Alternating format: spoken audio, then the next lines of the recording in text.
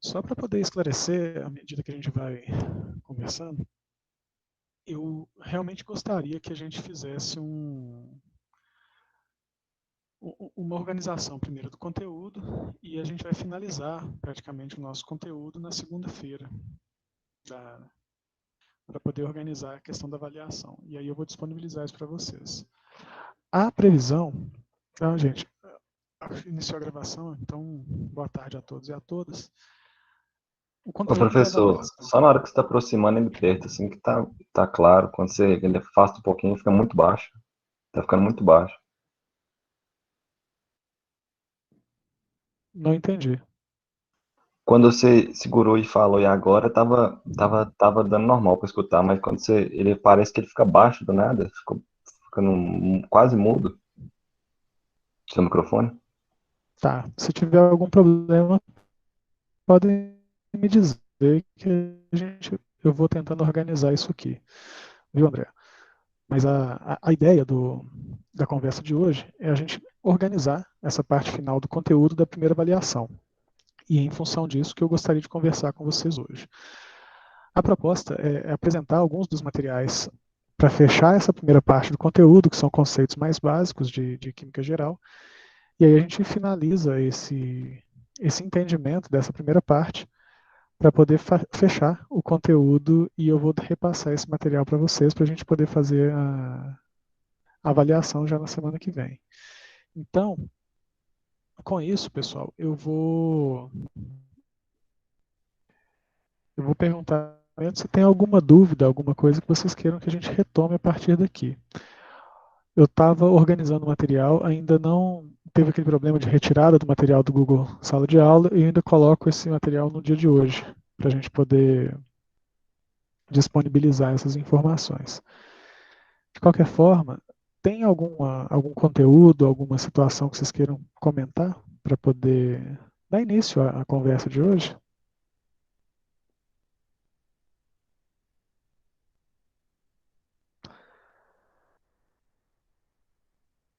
Porque se não tiver, eu vou dar sequência no conteúdo para a gente poder organizar esse material. Tá bem? Eu vou abrir então Ô, essa professor, estrutura. Diga. só uma dúvida aqui. O raio atômico, ele é a distância do núcleo ao elétron a camada mais externa, correto, né? Ao Aí, elétron que ocupa a camada mais externa. mais externa. Teoricamente, quanto, quanto maior, nesse caso, quanto maior seria a quantidade de elétrons, maior seria o raio. Só que não é o que acontece, porque o raio cresce da esquerda para a direita, ou da direita para a esquerda, e de baixo para cima o raio, ele cresce. Só que, tipo, nesse caso, ele fica com um raio maior, que é uma quantidade que a última camada fica mais próxima. Por quê? Eu cheguei a falar um pouco a respeito disso na última aula. Só para a gente poder relembrar, quando você está falando dessa situação específica, você está trabalhando com elementos que apresentam o mesmo ocupado, então é o mesmo período. Se a gente for pegar isso como exemplo, aí seria importante a gente pegar, por exemplo, vou pegar um período da tabela periódica, podemos pegar o quarto período, tá? Se a gente pegar o quarto período da tabela periódica, você vai perceber que você tem elementos terminados onde essa última camada tem apenas um elétron, que é no caso do potássio, tá? Quando eu tenho o cálcio, eu já tenho dois elétrons nessa última camada, mantendo essa mesma ordem, né, na sequência gradual de número atômico. Eu vou pegar esses dois para a gente poder pensar, que são os elementos atômicos 19 e 20. Se você puder, Felipe, acompanhar. Se você não estiver acompanhando, você me fala. Se eu pegar esses dois elementos, eu vou fazer um comparativo entre os dois em relação a raio. E aí, ambos têm o quarto nível ocupado. Porém, a quantidade de prótons e elétrons presentes em cada um deles é um pouco diferente. Sendo que o cálcio, que tem um número atômico maior, ele apresenta inclusive uma quantidade maior de elétrons. São 20 elétrons do cálcio e 19 elétrons do potássio. O que acontece com isso? Eu tenho o nível eletrônico, tá, mais externo ocupado com elétrons, mas eu também tenho uma característica de que as forças de atração núcleo-eletrosfera também se fazem presentes nesse processo. Então, o que acontece com isso? Eu tenho aproximadamente uma mesma distância relacionada com esses elétrons da última camada. Nesse caso, potássio e cálcio, para a gente poder deixar um exemplo de forma mais objetiva sendo trabalhado, eu tenho 19 elétrons no potássio, 19 prótons, 20 elétrons no cálcio, 20 prótons. Essa força de atração no cálcio, ela acaba sendo maior do que no potássio. E isso faz com que o raio que tem o envolvimento dessas interações de carga do núcleo positivas e da eletrosfera negativas, que tenham uma diminuição dessa distância. Lembrando que essa relação ela se assemelha bastante à relação de cargas, da interação de forças elétricas, de uma forma clássica, tá? Onde a força é dada por uma constante, mas depende das cargas envolvidas e da distância entre essas cargas. Então, se eu trabalhar com essa relação, o aumento de carga ele vai ser inversamente proporcional a essa questão de distância, ao inverso do quadrado da distância. Então, com isso, eu tenho que essa relação do raio tende a diminuir um pouco à medida que eu aumento a quantidade de cargas presentes. Então, significa que o aumento de número atômico implica também num aumento dessa carga presente no núcleo e presente na eletrosfera, fazendo com que eu tenha uma intensidade de força de atração entre núcleo e eletrosfera mais intensa. Tá? Então, sendo essa força mais intensa, essa distância tende a diminuir. Mas todos ocupam essa quarta camada. Estou pegando isso como exemplo, mas para qualquer um dos períodos que a gente for estudar, é claro que o aumento do número atômico leva a um aumento também da quantidade de cargas envolvidas nessa interação entre os prótons e os elétrons. Então, mantendo o quarto nível ocupado, a quantidade de prótons e elétrons sendo aumentadas com o aumento do número atômico tende a promover uma diminuição do raio pela intensificação das forças elétricas envolvidas de atração nesse processo. Ficou claro, Felipe, a Entendi. explicação por que o raio atômico ele tem características de quanto menor a carga, maior vai ser a quantidade de raio. Quanto mais intensa for essa carga, quanto maior for essa carga, mais intensa é a força de atração prótons e elétrons, ele tende a, de forma relativa, diminuir essa distância entre o núcleo e a eletrosfera. Entendi. Ok. Isso vai funcionar para qualquer período, tá? Do primeiro ao sétimo período. Isso não vai ter nenhuma outra informação. Assim, a gente pode trabalhar com essa base conceitual para poder definir essas relações de raio.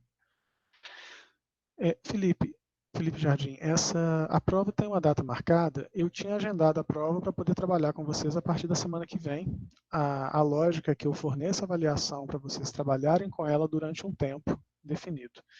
Eu não defini liberar essa avaliação para vocês, mas vai ser exatamente no dia das nossas aulas, dos nossos encontros. Tá?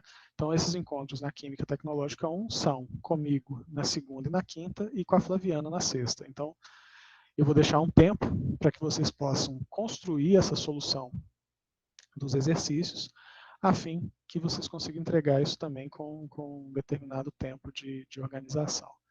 Lembrando que todas as aulas relacionadas à matéria, eu tenho gravado esses conteúdos disponibilizado também no YouTube, então vocês têm esse material para poder fazer o acompanhamento, tá bem?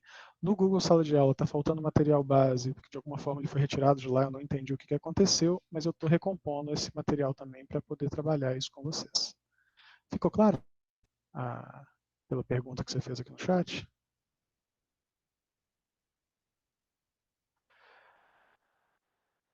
Ok, ok. Então, gente, hoje eu vou usar, da mesma forma que eu trabalhei com vocês das outras vezes, eu tenho material da UFMG, nesse momento eu vou fazer uso desse material também, eu vou disponibilizar, eu já disponibilizei esses links, mas de qualquer forma, o material está disponível no link que eu vou colocar aqui, você tem acesso aos slides, também. E eu vou apresentar algumas informações baseadas nesse material. O tema da conversa de hoje, ele vai ser principalmente as interações, tá? A estrutura de Lewis e a forma como eu consigo interpretar interações do tipo covalente e interações do tipo iônica. Formação de compostos iônicos, formação de compostos covalentes. E como apresenta essa informação de forma gráfica, tá bem? Eu vou apresentar a minha tela. Essa,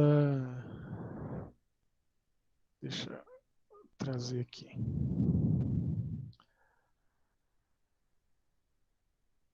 Ligação covalente, ligação iônica. Eu vou deixar uma janela disponível aqui, a gente vai conversando em cima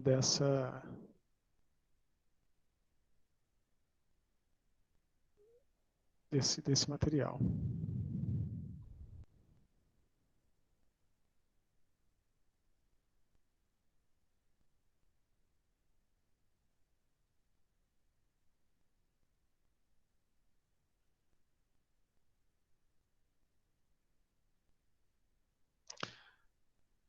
Só para a gente poder ter acesso, eu vou...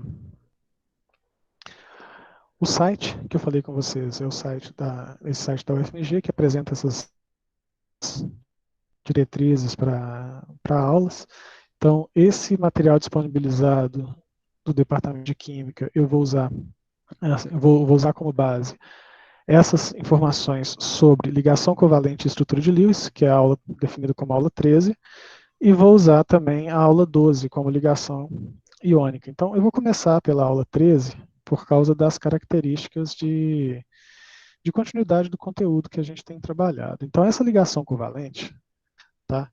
Para a gente poder entender um pouco melhor, ela permite que a gente trabalhe a ideia de compartilhamento de elétrons. E isso vai se dar pela característica de eletronegatividade dos compostos envolvidos.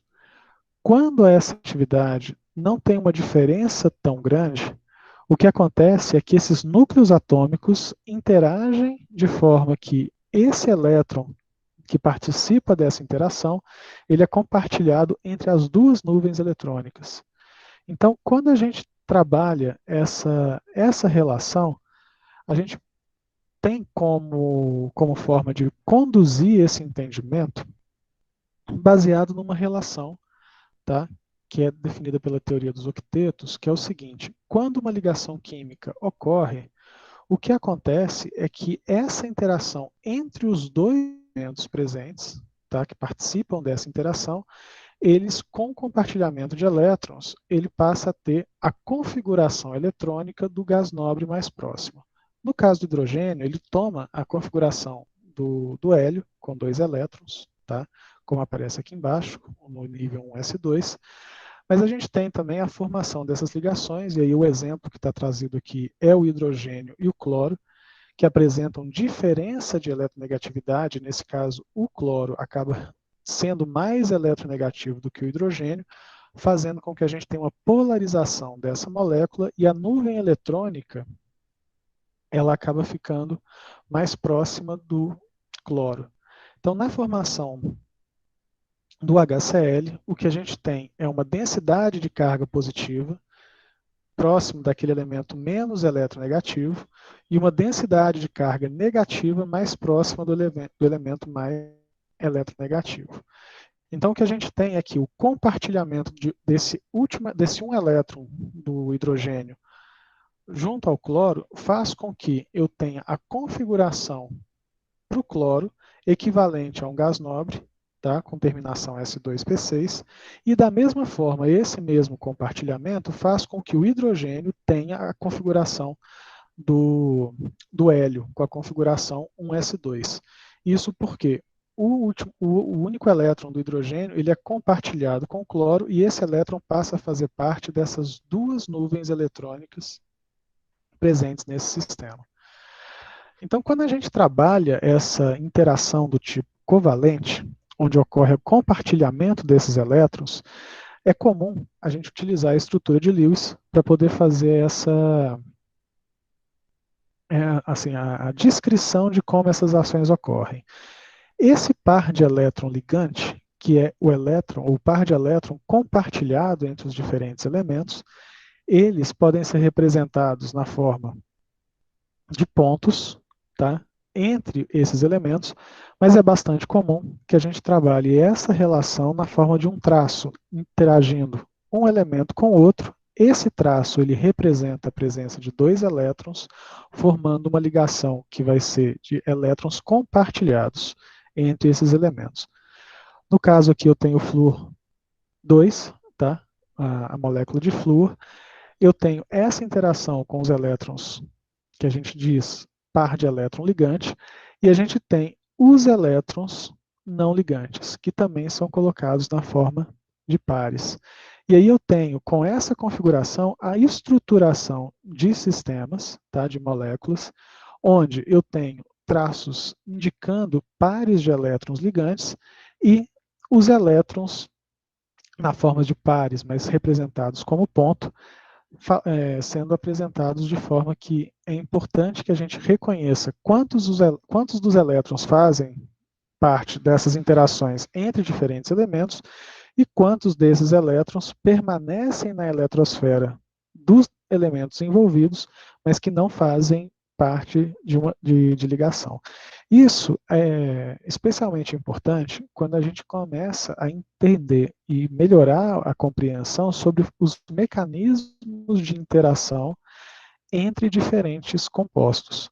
Em processos reacionais, o que a gente percebe existe atividade durante esse processo reacional que pode ser desenvolvida a partir desses pares de elétrons não ligantes, porque eles podem interagir com outros elementos, ou mesmo a gente pode promover a ruptura dessas ligações entre os elementos onde esse par de elétrons está sendo compartilhado. Então, todas essas relações acontecem.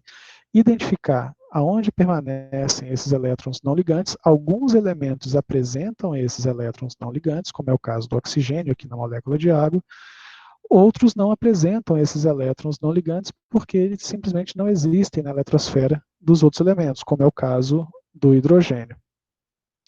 Na molécula de etanol, eu já consigo perceber, por exemplo, essas interações entre carbono e hidrogênio acontece através de pares de elétrons ligantes, aqui representados na forma de traço, e eu tenho o oxigênio interagindo com duas ligações, uma com carbono, outra com hidrogênio, e esses pares de elétrons não ligantes estão representados aqui.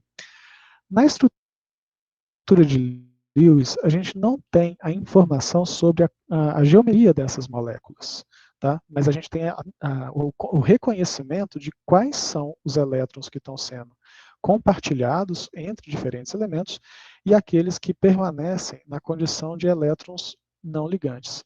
E esses elétrons, eles permanecem na forma de pares.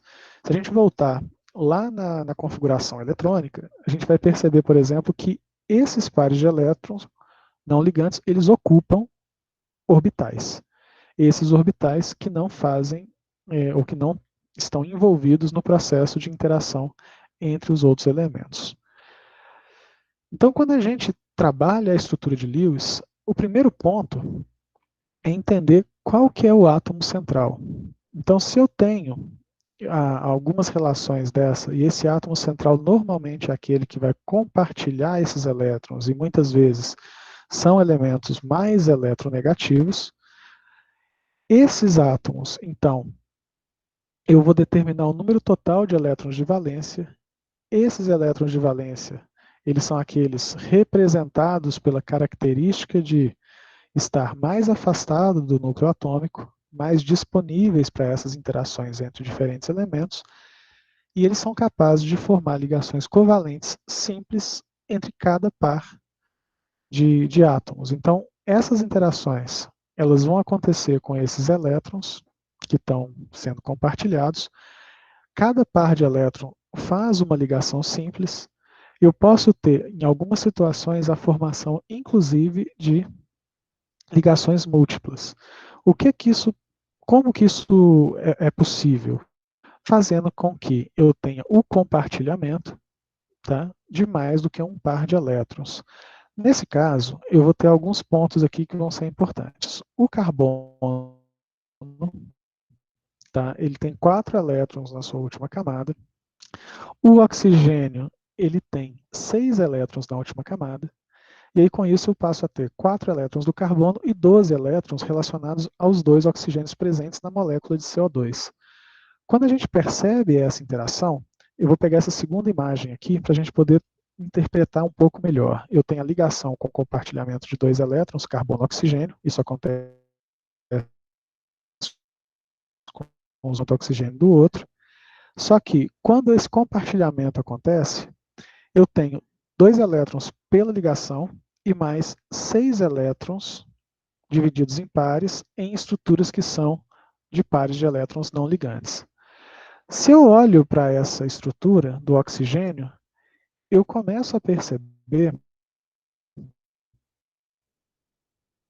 que o oxigênio ele consegue complementar, tá? Ou ele permite ao oxigênio ter 8 elétrons na última camada, mas ele não permite que o carbono tenha esses 8 elétrons na última camada. Com o compartilhamento desse par com o oxigênio da esquerda e com outro par de elétrons com compartilhamento com o oxigênio da direita, o que eu tenho, na verdade, é uma estrutura deficiente em elétrons no carbono, transformando o carbono, tá, numa estrutura que, nesse ponto, ainda não está estável. Essas estruturas se estabilizam, os elementos se estabilizam muitas vezes contendo 8 elétrons nessa última camada, e nesse caso o carbono apresenta apenas 4. Esse par de elétrons não ligante, então, ele vai ser direcionado por causa dessa deficiência de elétrons do carbono, fazendo com que eu tenha uma interação entre os átomos através dos seus núcleos, sendo então realocado para uma ligação do tipo elétrons que fazem parte desse compartilhamento. Um par de elétrons vem do oxigênio da esquerda, o outro par de elétrons vem do oxigênio da direita, formando uma estrutura do tipo o oxigênio com 2 pares de elétrons não ligantes e com 4 elétrons sendo compartilhados. O outro oxigênio também compartilha 4 elétrons com carbono e também mantém 2 pares de elétrons não ligantes. Nessa estrutura, carbono ligado ao oxigênio com ligações múltiplas, nesse caso uma dupla ligação, o que a gente passa até é que o carbono também, assim como o oxigênio, considerando os elétrons que estão promovendo a ligação entre o carbono e o oxigênio, eles passam a ter 8 elétrons. Tá? Tanto o carbono tem 8 elétrons na sua eletrosfera, compartilhando esses elétrons com os outros elementos do oxigênio, e cada um dos oxigênios também apresenta essa característica. Quando a gente tem essa relação acontecendo com alguns elementos, e aí é importante a gente pensar, por exemplo, o boro e o enxofre, eles acabam tendo algumas características que destoam dessa estabilização da camada de valência com 8 elétrons. No caso do boro, pelo tamanho do átomo de boro, a gente passa a ter o boro sendo estável com, na verdade, 3 ligações, completando esses elétrons, assim, tendo consciência de que esses elétrons ligantes totalizam 6 elétrons. Então, ele fica estável, o átomo central sendo o boro, ele passa a ser estável com a presença de 6 elétrons. Então, com isso, é bastante comum a gente ter algumas relações que são específicas. Tá? De forma geral, a teoria do octeto, ela estabiliza os elementos, fazendo com que a sua eletrosfera tenha 8 elétrons na camada de valência. Isso normalmente se dá pelas relações com os orbitais, com os elementos tanto da coluna 1 quanto da coluna 2, e os elementos com terminação em orbitais p, tá? Com algumas exceções, o boro é uma dessas exceções. E aí, quando a gente começa a ter elementos que apresentam uma quantidade grande de elétrons também, e aí o seu raio começa a ficar um pouco maior, é possível perceber também a possibilidade de conseguir ter uma ampliação dessa camada de valência, uma expansão dessa camada de valência, e isso ocorre a partir de elementos do terceiro período.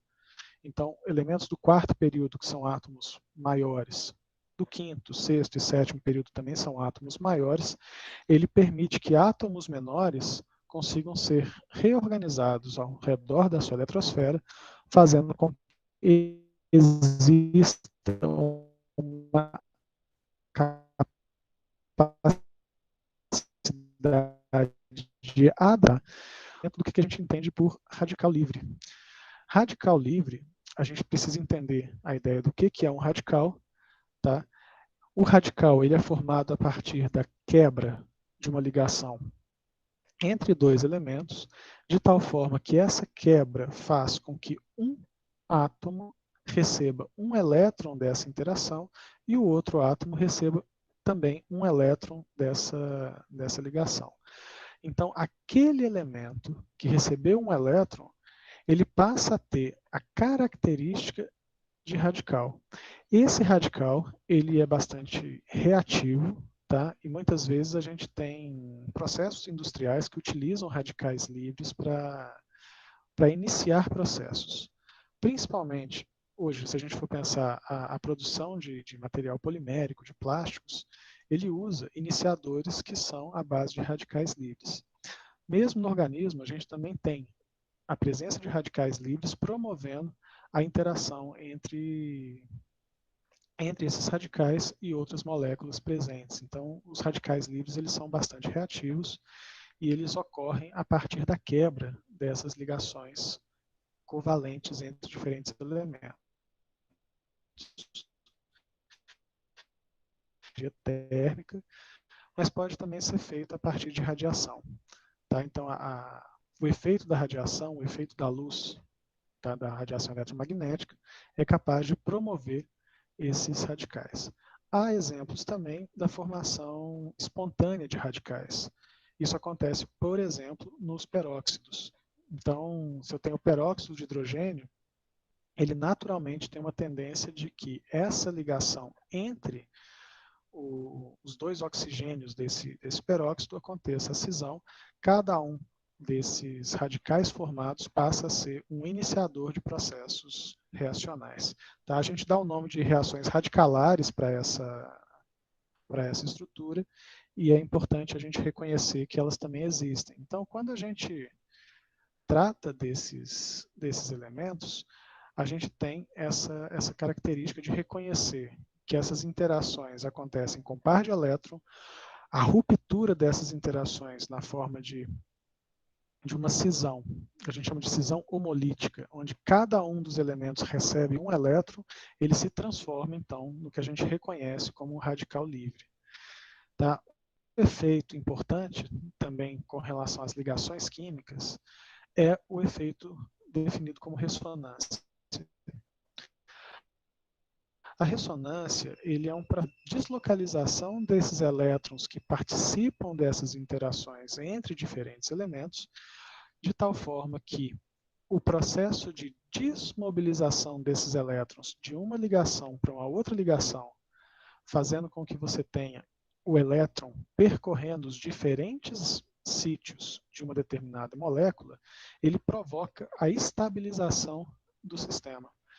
E é no sentido de que a ressonância, quando ela está presente, o que acontece, na verdade, é um processo dinâmico de que o elétron que participa de um sítio de interação entre dois elementos, uma ligação química, tá? Ele é desmobilizado para um outro sítio, para um outro elemento, fazendo com que esse movimento, que acontece de forma recorrente, ele, na verdade, ele apresenta uma característica que a gente chama de ressonância, que representa melhor como que os elétrons estão adaptados dentro de uma molécula.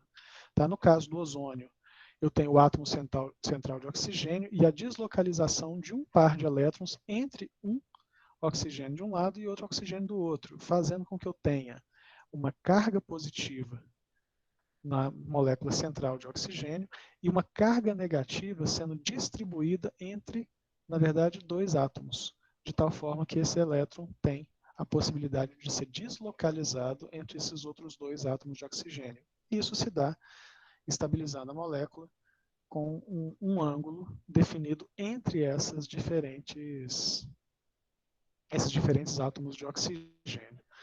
Tá? Então, essas distâncias atômicas entre os núcleos e o ângulo no qual a gente acaba percebendo a estabilização desse sistema, ele faz com que a gente tenha diferentes geometrias associadas a algumas moléculas. Tá bem? Aqui com o ozônio a gente tem uma estrutura de ressonância. No caso do benzeno, é um outro tipo de estrutura de ressonância que vai estar sendo apresentada. Então, essa desmobilização desses elétrons que participam das duplas ligações alternadas na molécula de benzeno, que é uma molécula com 6 átomos de carbono e é uma molécula cíclica, ela permite que a deslocalização de um par desses elétrons que fazem dupla ligação entre eles, ele desmobiliza os outros pares de elétrons, fazendo com que tanto a referência da unidade do benzeno do lado esquerdo e do lado direito sejam equivalentes. E na prática, o que a gente tem, na verdade, é que existe uma desmobilização desses elétrons ao redor desses orbitais, nesse caso são orbitais P, esses orbitais, na verdade, sp2 do carbono, tá? Que fazem parte do benzeno, trazendo esse benzeno como se fosse como uma molécula que tem a simetria plana. Tá? Então, esses elétrons conseguem ser desmobilizados. Então, essa estrutura que é fruto dessa desmobilização dos elétrons, a gente dá o nome de híbrido de ressonância. Tá? A energia desse híbrido de ressonância ela é menor do que a de qualquer uma das estruturas isoladas. Então, ela representa de forma mais adequada a característica de alguns sistemas. Então, como o ozônio e o benzeno, a gente tem essas relações. No caso dessas ligações múltiplas, o que a gente tem, na verdade, é uma relação, tá, que a gente define como ordem de ligação. Ela está relacionada ao número de pares de elétrons compartilhados e o número de ligações entre esses elementos. Então, a ordem de ligação, na verdade, ela vai ser dada pelo número de pares de elétrons compartilhados, dividido pelo número de ligações entre esses elementos. Quando eu tenho ordem de ligação igual a 1, o que a gente tem é a interação de uma ligação simples, compartilhamento de um par de elétrons entre diferentes elementos. Aqui eu tenho 4 exemplos. Tá? Ligações na molécula de bromo, na molécula de HCl, na molécula de água e na molécula do metano, tá? CH4. A ordem de ligação 2, o que a gente tem, na verdade, são duplas ligações entre esses elementos. Todas as ordens de ligação inteira, elas representam características, tá, de estruturas muito bem definidas sobre quais são os elétrons que estão sendo compartilhados. O que a gente percebe é, quando o número de par de elétron compartilhado dividido pelo número de ligações entre esses elementos, ele recebe um valor fracionado, tá? O que a gente percebe é a existência de estruturas de ressonância nesse composto. E, normalmente, essas estruturas de ressonância conseguem estabilizar melhor esses sistemas. Outro ponto importante é entender que esse raio no qual acontece, assim, os tamanhos dessas moléculas, eles vão ser importantes. Existem várias estratégias tecnológicas que usam essa informação. O raio passa a ser uma ideia de que a distribuição eletrônica da molécula ela promove essa interação do raio.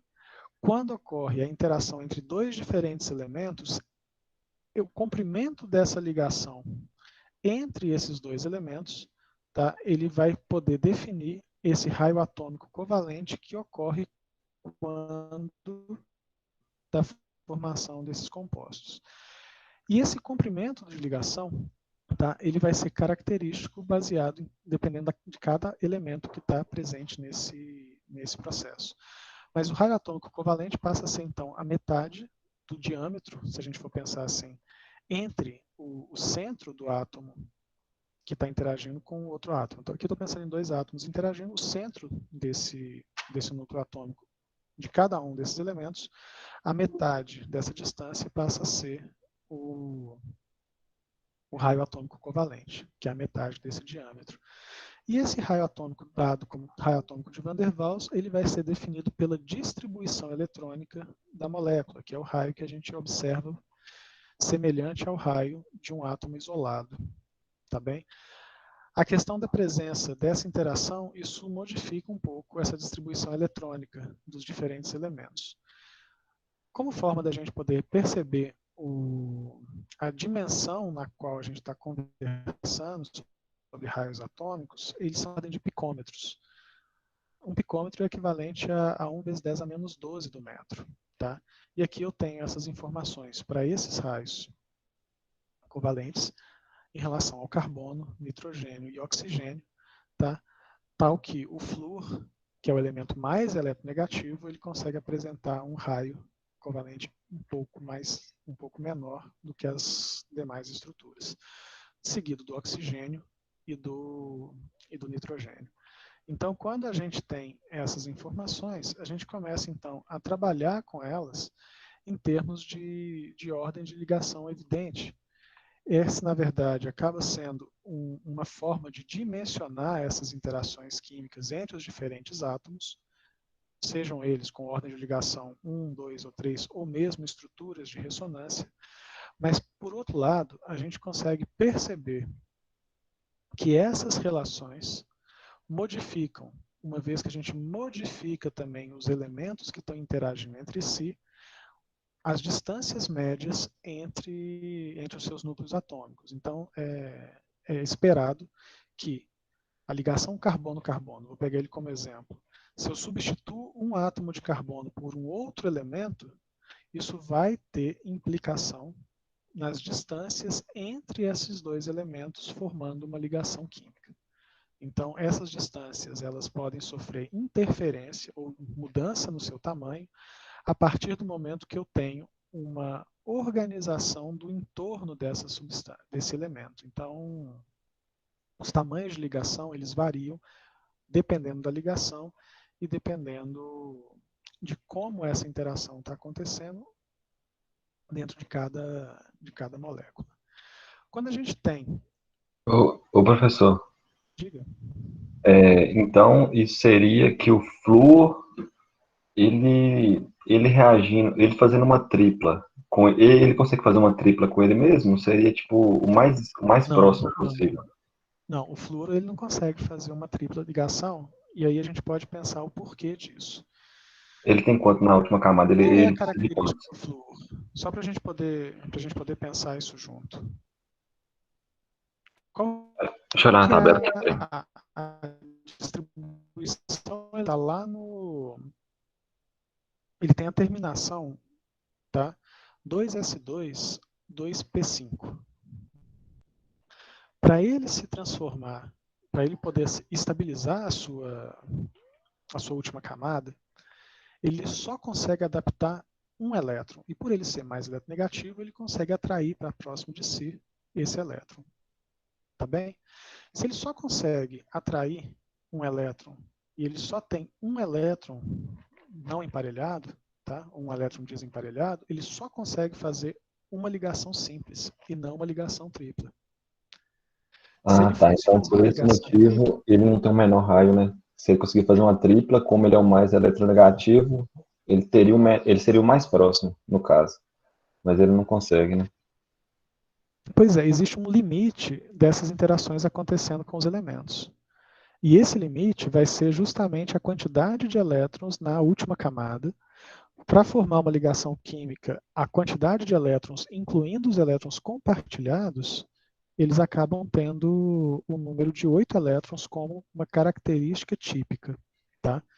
Que seria a característica de se, assim, de se aproximar com as características de um átomo, de um gás nobre, E é exatamente esse o ponto que faz com que a gente consiga, de alguma forma, prever essas relações de quantas interações podem acontecer com o compartilhamento de elétrons. Se eu voltar aqui, ó, no exemplo aqui do CO2, isso fica mais claro. Imagina uma coisa, aqui eu tenho, vou pegar na molécula aqui mais à direita, tá? Do CO2 com duplas ligações entre carbono e oxigênio, cada um de um lado. Se esse par de elétron do oxigênio, ele passa a fazer parte da ligação entre carbono e oxigênio, quantos elétrons vão estar ao redor do carbono sendo compartilhados? Se mais um par aparece, o que vai acontecer? Vai para 6. Ele passaria a ter 10 elétrons ao É redor da 4 vezes sua 2 é 8, estrutura. né? É isso mesmo. E aí, nessa forma como está aqui, ele tem 8. Se ele recebe mais 2, fazendo uma tripla ligação carbono-oxigênio, o que vai acontecer? Uma quantidade muito maior de elétrons do que o carbono como átomo central consegue suportar, pelo seu tamanho e pela característica. O que pode acontecer?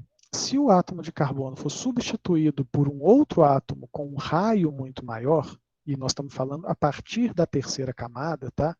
Começa lá com... Abaixo do carbono tem o silício. Abaixo do oxigênio, enxofre. Então, eu começo a ter um tamanho de raio maior, e aí, nessa situação, é que a gente começa a perceber, por exemplo, um desdobramento dessa possibilidade de adaptar esses outros elementos ao redor. Se eu não tenho tamanho, e aí nós estamos falando do segundo período, tá? Nitrogênio, flúor, carbono, nenhum deles consegue ampliar a quantidade de elétrons na última camada, pelo tamanho do átomo central.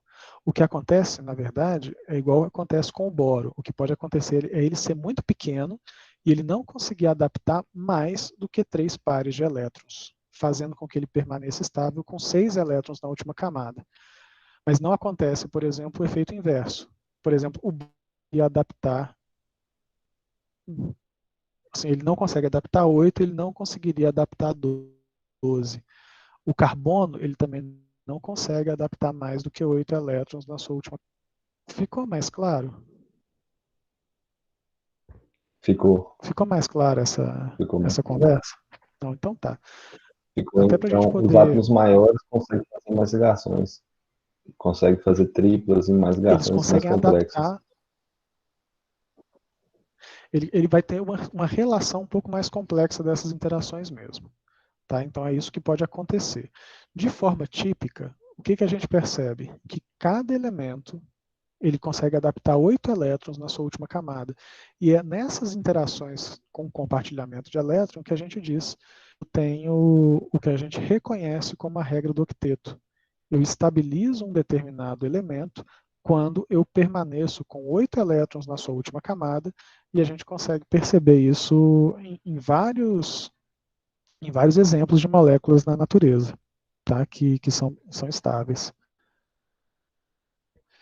Então, assim, esse material que a gente está vendo, essa relação dos raios e essa estrutura de ressonância que eu tenho associado a esses diferentes tipos de ligação, fazem com que a gente tenha, por exemplo, que esse compartilhamento ou essa deslocalização desse elétron, ele também proporciona, tá, uma interação com tamanhos diferenciados.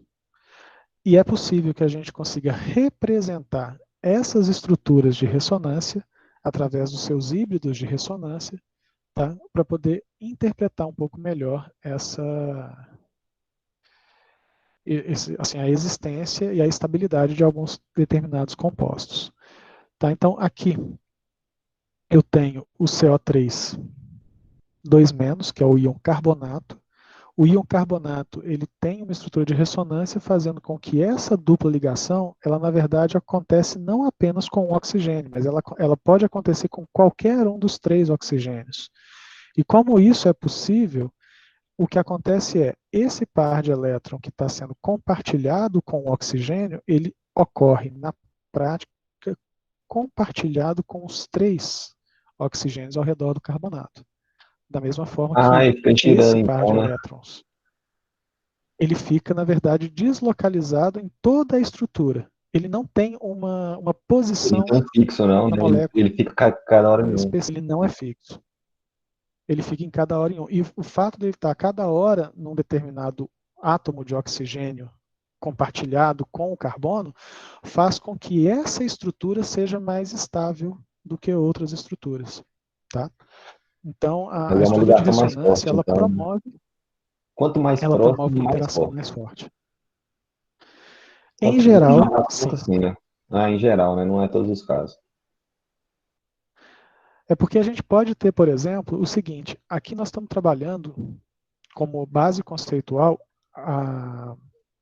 uma relação de compartilhamento de elétrons. Então, o que eu tenho é tanto um elemento quanto o outro, eles são elementos mais eletronegativos e não acontece essa quebra, assim, existe esse compartilhamento porque, apesar de ter elementos mais eletronegativos do que outros, isso pode gerar na molécula uma polarização, uma densidade de carga.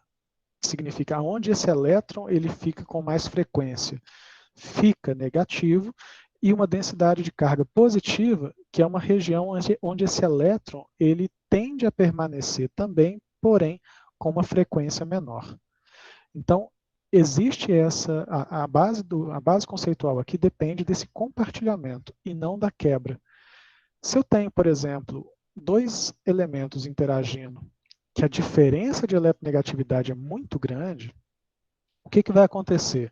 A captura desse elétron pela eletrosfera daquele elemento mais eletronegativo. E aí eu passo a ter aquele que recebe o elétron passa a ser um ânion, tá?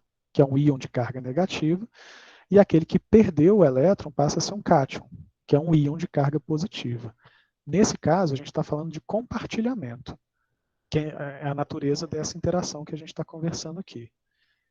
Tá claro? Porque com isso a gente consegue interpretar que, com o compartilhamento de elétrons, a gente vai ter a possibilidade de desmobilização desse elétron em torno dessa estrutura formada.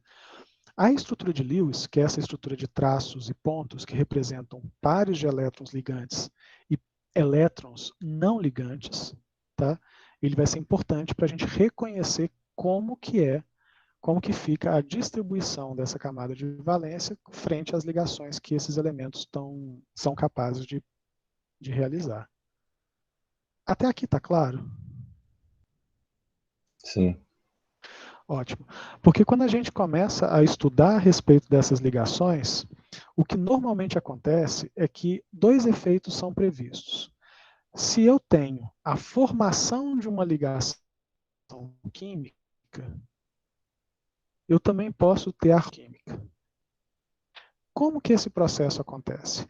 Se eu dou energia para o sistema, eu estou fornecendo de alguma forma energia, o sistema está absorvendo essa quantidade de energia e começa a aumentar o seu grau de agitação dessas moléculas, tá? E desses átomos que estão presentes ali. Então, de forma geral, o que acontece? Se eu forneço energia para o sistema, ele pode tender a uma situação limite de quebra dessa ligação que foi formada. Quando eu estou formando a ligação, ele, na verdade, libera energia para estabilizar o sistema.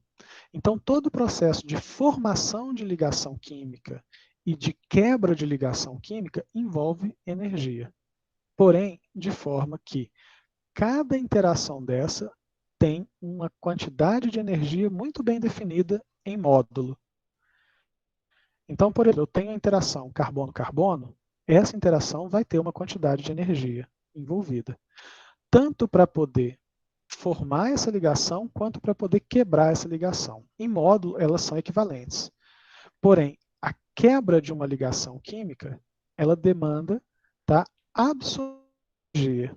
A formação de uma ligação química, ela promove liberação de energia. Então, com isso, esse estudo das Professor, energias de ligação, eles passam a ser importantes. Diga. Então é o seguinte, eu vou ter uma substância num pote lá, aí eu vou esquentar ele, então eu vou dar energia para ele, né? E se eu for ver lá no microscópio, o raio dele aumenta, ele vai aumentando até quebrar, mais ou menos. O raio dele não aumenta, O que acontece eles vão agitar e vão começar a bater um no outro e vão expandir, né? A tendência dele é expandir. nesse ponto a gente tem que fazer uma diferenciação importante, tá? Porque é o seguinte, eu não consigo visualizar isso. Quando eu olho para o microscópio e vejo que algumas coisas estão acontecendo, provavelmente essas interações que estão acontecendo não são assim, a gente não tem um equipamento de forma fácil, de fácil percepção, que consiga mensurar tamanhos da ordem de 10 a menos 12, que nós estamos falando de uma quebra de interação Ah, química tá, é de muito um átomo, pequeno, mas é teórico e então. não o efeito do conjunto. Esse é um efeito que pode ser medido pode ser previsto de forma teórica, mas ele pode ser medido de forma experimental. A quantidade Ah, de tá. Uhum. energia, ela não é envolvida nesses processos, não é um padrão. Eu consigo mensurar essas coisas. Tanto que a energia de ligação é a energia necessária para poder quebrar uma ligação covalente, tá? Entalpia de dissociação. Isso aí, se eu penso nessa entalpia de dissociação, ela é dada por uma configuração de energia, a gente dá o nome de entalpia, tá? Essa entalpia, quando a gente trabalha o processos a pressão constante, a entalpia ela tem a característica de ser equivalente ao calor desse processo. Então, ΔH e calor são equivalentes, tá? Entalpia e calor são equivalentes quando a gente trata processos a pressão constante. Então, eu consigo medir, por exemplo, o calor absorvido e o calor liberado quando de uma quebra de uma ligação química. Se eu faço essa quebra direcionada a um determinado sistema que eu controlo a quantidade, eu consigo ter uma percepção bastante clara, tá, de como que aquele processo se deu em termos de energia, porque ele vai liberar energia e vai causar algum efeito na vizinhança. E esse efeito eu consigo medir. Vou dar um exemplo. Eu posso pegar um processo reacional, vou fazer por hipótese um trabalho experimental com vocês aqui. Mas qual que é a lógica? Eu posso colocar um reator dentro de um recipiente que vai estar imerso em água. Tá? Posso conduzir reações ali dentro de quebra de ligação química. A quebra, tá? A quebra de uma ligação química precisa de energia. E a formação de ligações químicas liberam energia. Então, um processo reacional, qualquer que seja ele, eu vou ter uma energia necessária para iniciar o processo e quando essa reação acontece e a reorganização desses elementos também acontece, os reagentes vão se transformando em produtos. Uma vez o produto formado, essas ligações formadas vão liberar energia. Então eu posso ter, num processo reacional, a demanda de energia para iniciar o processo ela é pequena e a liberação de energia na formação dos produtos é grande. Então, se eu somar essas duas etapas, o que vai acontecer? A liberação de energia foi maior do que a quantidade de energia que o sistema absorveu para começar o processo reacional. Eu dou um nome para a absorção de processos exotérmicos. E a gente consegue perceber que processos exotérmicos acontecem com uma frequência muito grande. Exemplo, os processos de queima. Então, a queima, por exemplo, de biomassa, de gás, são processos que disponibilizam energia, eles liberam energia. Quando isso está acontecendo a pressão constante, ele libera calor. E a gente consegue usar esse calor para poder fazer outras ações. Mas, de forma geral, esse processo de energia que dá, assim, a quantidade de energia que dá início a um processo reacional, comparado à quantidade de energia liberada pelos produtos, se eu tenho mais liberação com o produto formado, o processo como um todo ele é exotérmico. Se eu tenho uma liberação pequena e uma absorção grande de energia para poder fazer esse processo acontecer, a gente vai ter que, considerando essas duas etapas, o sistema absorveu mais energia do que liberou. Eu dou o nome de processos endotérmicos, porque ele vai precisar absorver energia para poder conduzir essa relação de reagente se transformando em produto. Quando eu estou olhando para cada uma das ligações, e aí a gente volta para essa questão da energia de ligação, a gente consegue mensurar, tá, de forma teórica e confirmar essas informações na forma prática de que algumas interações a gente consegue prever o tamanho de energia. No caso das ligações cloro, entre átomos de cloro na molécula de cloro, Cl2, eu tenho a formação de dois radicais cloro gasoso, e isso demanda, tá, uma energia de 242 kJ.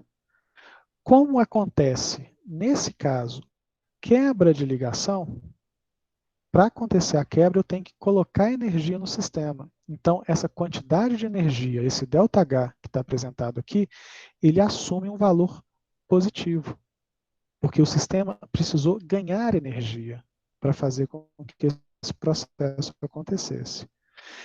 Se eu for pensar o processo de uma forma inversa, dois radicais cloro formando a molécula de Cl2, isso vai demandar essa mesma quantidade de energia, mas quando da formação do cloro gasoso molecular, eu tenho a liberação, então seria um ΔH negativo com essa mesma quantidade, de 242 kJ. Esse processo que pode acontecer num sentido ou no outro sentido, no sentido onde o Cl2 ele é reagente e o cloro radicalar é produto, mas ele também pode ser tratado no sentido inverso, onde o cloro radicalar é também, ele pode se transformar em reagente e o Cl2 em produto. A gente pode dizer que um processo desse é um processo reversível. Ele consegue ser direcionado num determinado sentido, mas ele também consegue ser redirecionado no sentido inverso. A quantidade de energia relacionada a esses processos é a mesma, tá? Porém, a gente não tem, isso vai ser equivalente, mas o direcionamento do processo vai mostrar se essa variação de energia vai acontecer de forma positiva, tá? O sistema vai absorver energia, ou o sistema vai liberar energia. A quebra de ligações, em geral, o que acontece é, preciso absorver energia no sistema para conduzir a uma quebra dessa ligação. Outra situação é a formação de ligações, ele ocorre liberando uma quantidade de energia que é relacionada à estabilização desse sistema. Tá? Então, quando a gente olha para isso, aqui no caso do cloro molecular, do cloro gasoso, o que eu tenho é a interação de uma ligação sendo quebrada. E aí eu tenho clareza sobre qual é a quantidade de energia da ligação cloro-cloro covalente. Quando eu tenho mais de uma ligação, normalmente o que a gente tem é a observação da formação de produtos a partir da quebra dessas ligações. E aí, com isso, eu começo a perceber que essa quantidade de energia ela vai ser equivalente a todas as ligações que foram quebradas. E aí, com isso, para poder interpretar melhor essa energia de ligação, de dissociação entre dois elementos, eu tenho 4 interações do carbono e hidrogênio que estão sendo quebradas para a formação de átomos. E aqui, com isso, a gente tem a formação desses radicais como produto. Quando eu tenho essas 4 ligações, significa então que toda a energia dessa quebra das ligações carbono e hidrogênio faz sentido que eu tenho, na verdade, a quebra de 4 ligações. E essa energia total, então, de forma média, representa que cada ligação carbono-hidrogênio ela tem como característica uma quantidade de energia da ordem de 416 kJ. Até aqui tudo bem? Porque quando a gente tem Beleza. esse entendimento em termos de energia, a gente começa a perceber que essas ações de formação de alguns produtos, átomos e a característica desses elementos envolvidos, elas vão demandar energia. Mas é importante a gente ter consciência de que ligação que está sendo formada libera energia. Ligação que está sendo quebrada só ocorre com absorção de energia. Tá?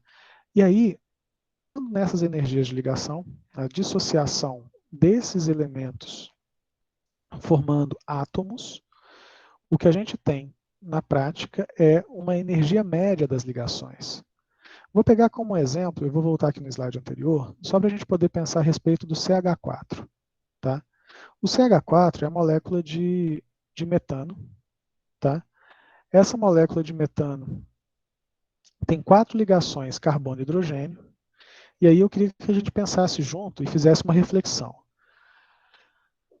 Vamos pensar que ao invés de quebrar todas as 4 ligações ao mesmo tempo, a gente fizesse um exercício de refletir sobre a quebra de uma única ligação carbono-hidrogênio.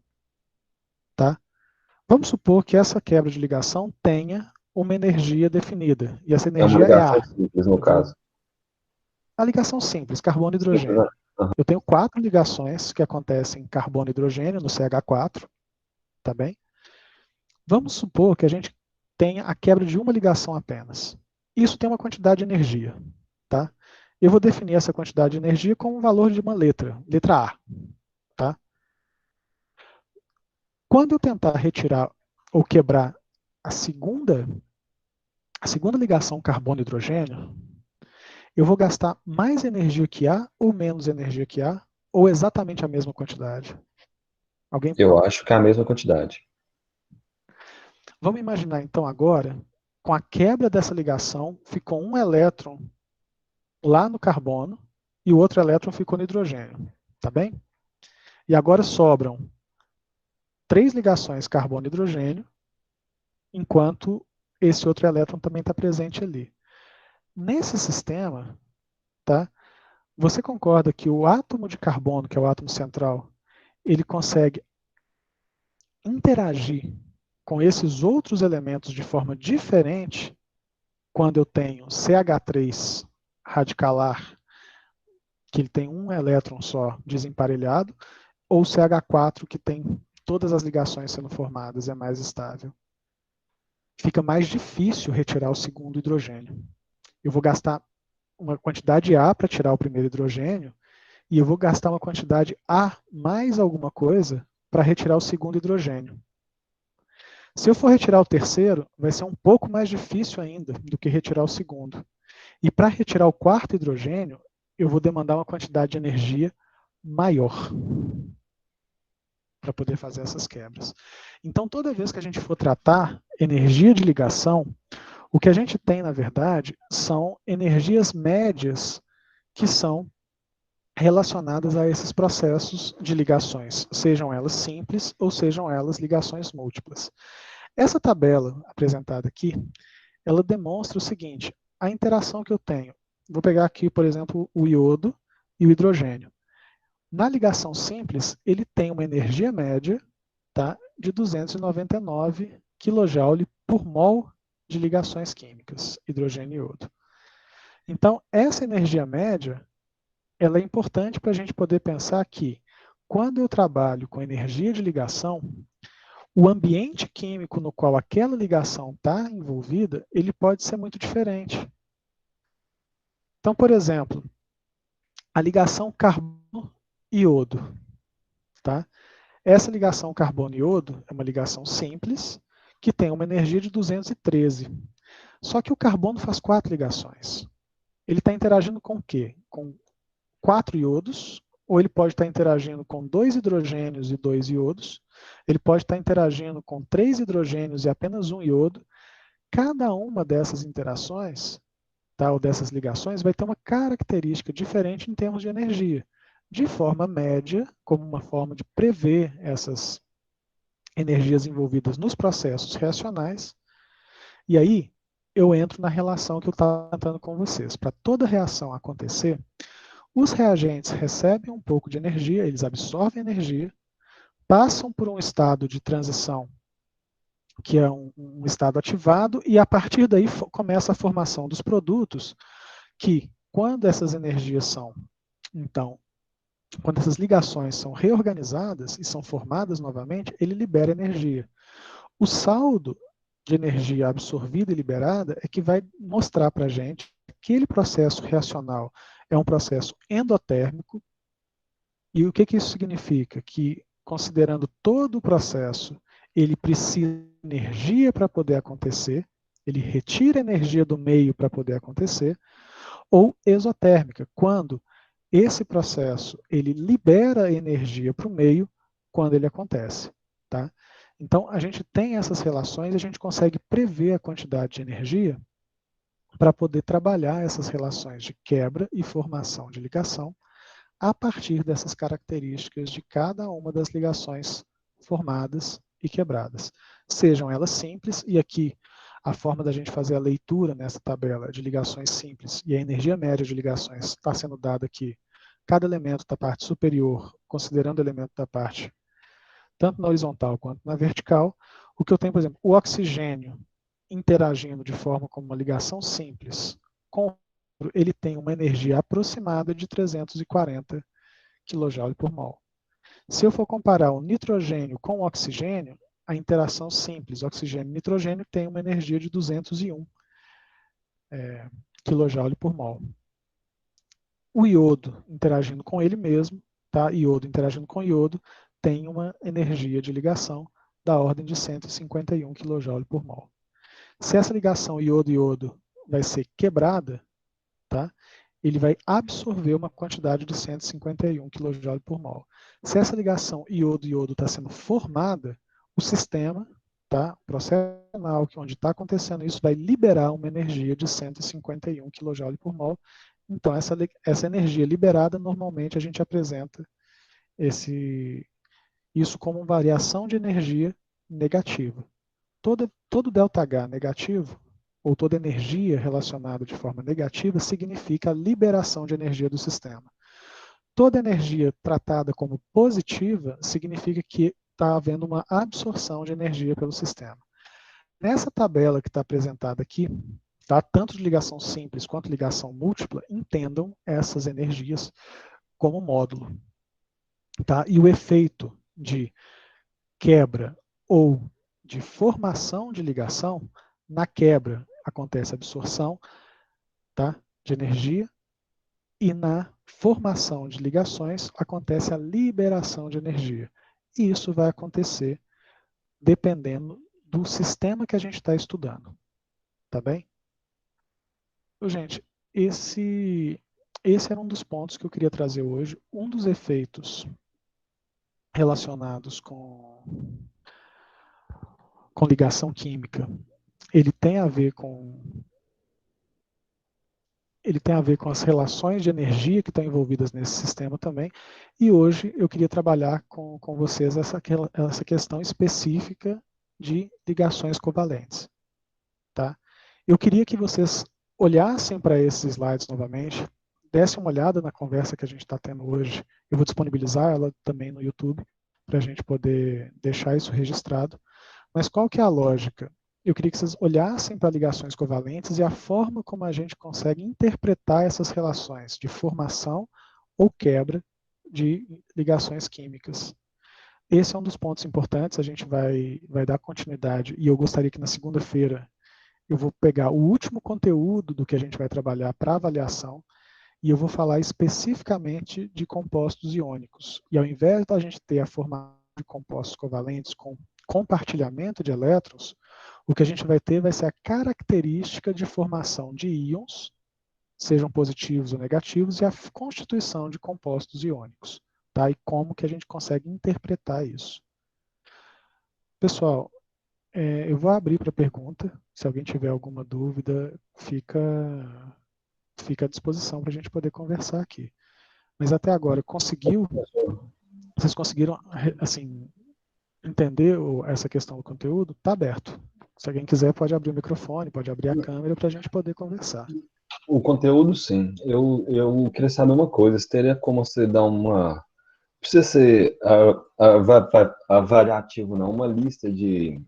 Mais ou menos de como é que vai ser a prova, para a gente fazer umas questões, uma coisa assim? Uns exercícios? Eu tenho feito os exercícios que eu passei para vocês. A avaliação ela não vai fugir dos exercícios. Eu quero tratar o conteúdo que a gente está trabalhando agora com ligações covalentes. Eu vou fazer uma lista de exercícios de ligações covalentes e vou fazer uma lista de exercícios para compostos iônicos também. Mas a base, André, é muito semelhante ao que a gente tem visto até agora. Então eu já apresentei para vocês alguns exercícios, tá? Todas essas relações de agora, que são bases conceituais, elas precisam de uma leitura complementar. Por que eu estou chamando a atenção para isso? São conteúdos que têm uma característica de complementação muito importante.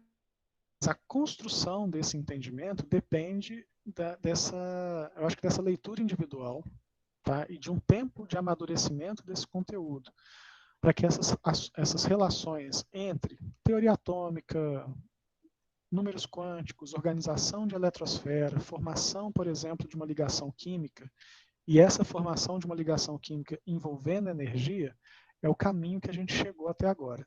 Mas precisamos, aí eu falo isso de uma forma muito clara, para que vocês possam individualmente trabalhar essas leituras complementares, para poder conseguir dar significado para isso que a gente está conversando. A base da química tecnológica, ou da química geral, de uma forma ampla, depende desses entendimentos. E esses entendimentos começam com a nossa conversa, mas precisam também de uma leitura complementar. E é por isso que eu peço a vocês, muitas vezes, para poder fazer um resumo. Porque é justamente nessa hora do resumo que vocês conseguem tomar nota de uma forma individual mesmo do conteúdo, para poder se questionar se esse entendimento realmente está claro, se não está, e aí eu abro esse tempo para a gente poder conversar isso aqui nesses encontros que a gente tem feito semanalmente, tá? Mesmo que em alguns momentos eu passe o conteúdo de forma assíncrona, mas esses momentos que a gente está aqui, a gente pode trabalhar de forma conjunta para dirimir alguma dúvida, tentar explicar melhor algum conceito que talvez não tenha ficado bem entendido. Então, André, a ideia do conteúdo para avaliação, ele é, nessa primeira etapa, um conteúdo muito mais teórico de interpretação, de entendimento, tá? Do que exercícios mais, vamos pensar assim, mais técnicos. A gente tem algumas coisas também, por exemplo, que é uma questão de normatização, que é a nomenclatura de compostos inorgânicos. Sais, óxidos, isso a gente vai precisar reconhecer porque é necessário dar nome para os compostos, e esse é o vocabulário que a gente usa para poder interpretar. Então, qual é o composto que está reagindo com outro composto, formando novos compostos? A gente vai dar nome para eles vão estar com relações muito bem definidas.